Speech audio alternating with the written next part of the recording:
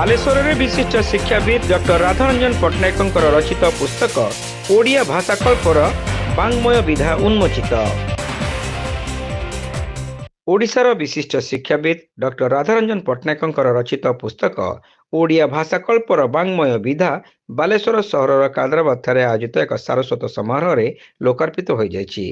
ଏହି ପରିପ୍ରେକ୍ଷୀରେ ବିଦ୍ୟାଭାରତୀ ପ୍ରକାଶନର ସଂସ୍ଥାପକ ଅଭୟ ଦାସଙ୍କ ସଭାପତିତ୍ୱରେ ଅନୁଷ୍ଠିତ ଉତ୍ସବରେ ମୁଖ୍ୟ ଅତିଥି ଭାବେ ରେବତୀ ପତ୍ରିକାର ସମ୍ପାଦିକା ତଥା ବସ୍ତା ବିଧାୟିକା ସୁବାସିନୀ ଜେନା ଯୋଗଦେଇ ଭାଷା ପ୍ରତି ଆଗ୍ରହ ସୃଷ୍ଟି କରିବା ସାମ୍ପ୍ରତିକ ସମୟର ବଡ଼ ଆବଶ୍ୟକତା ବୋଲି କହିଥିଲେ। मोर परम सौभाग्य जे आज डॉक्टर राधारंजन पट्टनायक वाग्मय विधा जो बही उन्मोचन होती गोटे अंश विशेष हो पार्टी मत आमंत्रण करथिबा पई डॉक्टर राधारंजन पट्टनायक को धन्यवाद दूची, साधुवाद दूची। मातृभूमि मातृभाषार ममता जाहृदय जन्मी नाही ताकू जदि ज्ञानी गणरे गणिबा अज्ञानी रहिबे काहे। ये माटी होची एक अनन्य माटी, ये होची फकीर मोहन का माटी। फकीर मोहन का दायदा हिसाब रे मु समस्त को आह्वान करी आसतु आमे समस्ते माँ को भल पाइबा, माटी को भल पाइबा, सर्वोपरि मातृभाषा को भल पाइबा। उनको अजस्र साधुवाद दौची, धन्यवाद दौची डॉक्टर राधारंजन पट्टनायक को।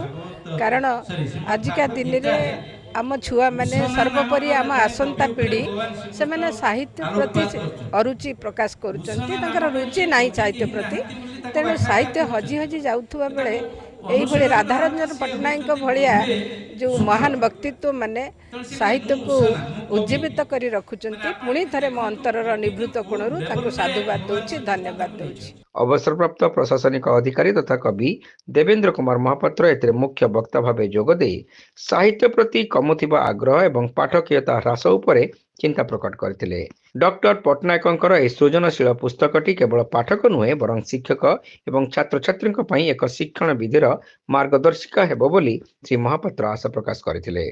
अध्यापिका डॉक्टर दीपिका सेनापति पुस्तकटीर समीक्षा करी छात्र छात्री मानक पई शिक्षणर एक हैंडबुक हेबो बोली आशा प्रकट करबा सह उत्तर पीढ़ीक पई यह खूब उपयोगी हेबो बोली मत दैथिले। जो तांकर उपयुक्त भावे केमिति से पिलाटा सहजरे मन रखी पारिबा, खेलु खेलु खेल माध्यम रे से केमिति सब अक्षर एवं सब किछि सिखि पारिबा, सेइटा तापर कोन प्रेशर रहिबो नाही। सेही प्रोसेसटा को से सार साथीरा सिखैचंती। तापर मते आ गोटे भल जिंस मते माने बहुत मन को छुईची प्रश्नपत्र प्रस्तुतिर प्राक कथन 135 पेज रे आमे देखुचु पिला माने मु जतले वर्तमान एनईपी 2020 के आम जो सेमिस्टर हो जाउछ, सेमिस्टर रे पिला माने 2 मास रे गोटे लेखा सेमिस्टर दउचंती। आमे तांको पढ़ाई पारु नाहु, तो जतले प्रश्न आसुची सेतबेले बहुत हाई लेवल प्रश्न आसुची जोटा कि पिला माने हमको पचारले भी आमे मुह बंद करी रहउचु, कारण आमे तांको सेतिकी पढ़ाई पारि नाहु आउ तांको समय से माने पाई नाहंती। तेणु एठी जो साथ देचंती एटा समस्त जानवा उचित जो माने अध्यापक अध्यापिका शिक्षक शिक्षिका माने अछंती 40% सहज प्रश्न रहइबो, आउ 30% रहइबो आपणकर अति सहज, आउ जो 30% रहइबो मस्तिष्क परिचालन करिया परि प्रश्न रहइबो। एमती बहुत सुंदर सुंदर छोट छोट कथा दिया जाइछि। ए बहिटी समस्त को पढ़िबा उचित। प्रोफेसर डॉक्टर शिशिर चंद्र जेना, डॉक्टर राकाल चंद्र घड़ई एवं स्तंभकार कुलमणि बारिक प्रमुख सम्मानित अतिथि भाव जोगदेई ओडिया भाषा शिक्षणर विभिन्न वैज्ञानिक पद्धति उपरे आलोकपात करथिले। पुस्तकर रचयिता डॉक्टर पट्टनायक एथिरे निजर लेखकीय अनुभूति एवं अभिज्ञता संपर्क रे कथा रखिथिले। मु राधारंजन पट्टनायक 80 दशकरू ए साहित्य सेवार अछि। अद्यावधि 32 खंड बही लेखि सारिछि। एई बहीटी 33 खंड रे पहुंचीछि। এই বহিটি হচ্ছে গোটে সম্পূর্ণ ভিন্ন ধরনের। यह कविता गल्प नुहे बा उपन्यास नुहे, यह हूँ शिक्षाभित्तिक एक पुस्तक ओडिया भाषाकल्पर वाङ्मय विधा।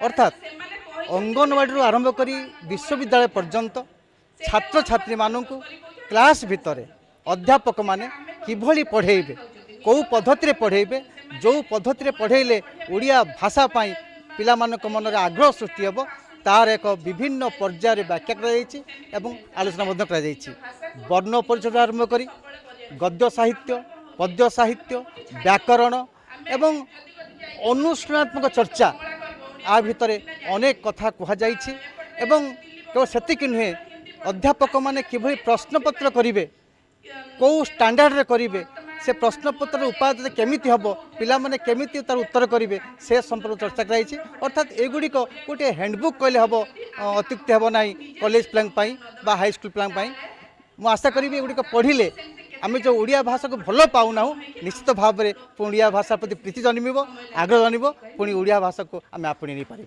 आवाहक डॉक्टर अंतर्जामी पंडा लेखकों सारस्वत यात्रा संपर्क में समस्त को सूचना देते। प्रारंभ में डॉक्टर केशव चंद्र पंडा वेदमंत्र पाठ करथिबा बेले विजय कुमार महांती आहे नीलशैली स्वर में बंशीवादन करथिले। एही अवसर में दिवंगत साहित्यिक डॉक्टर बंशीधर चौधरी अमर आत्मार सद्गति पई 1 मिनिट नीरव प्रार्थना करा जायतिला।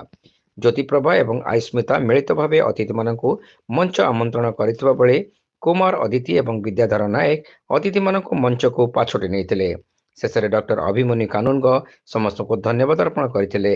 ଏହି ଉତ୍ସବରେ ବାଲେଶ୍ୱରର ବହୁ ବୁଦ୍ଧିଜୀବୀ ଶିକ୍ଷାବିତ୍ ଏବଂ କବି ଉପସ୍ଥିତ ରହି ଡକ୍ଟର ପଟ୍ଟନାୟକଙ୍କୁ ଶୁଭେଚ୍ଛା ଜଣାଇଥିଲେ।